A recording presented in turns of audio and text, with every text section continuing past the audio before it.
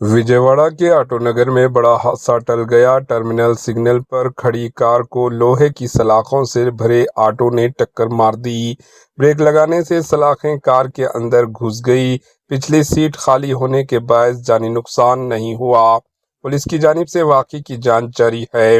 आंध्र प्रदेश के विजयवाड़ा के ऑटोनगर इलाके में एक बड़ा हादसा होते होते रह गया। टर्मिनल सिग्नल के करीब सड़क पर खड़ी एक कार को लोहे की सलाखों से भरे एक ऑटो ने पीछे से जोरदार टक्कर मार दी। हादसे के वक्त अचानक ब्रेक लगने के बायस लोहे की सलाखें कार के अंदर जा घुसी। खुशकिस्मती से कार के पीछे पिछली सीट पर कोई मौजूद नहीं था, जिसकी वजह से कोई जानी नुकसान नहीं हुआ। अगर गाड़ी के पिछले हिस्से में मुसाफिर होते तो एक बड़ा हादसा पेश आ सकता था।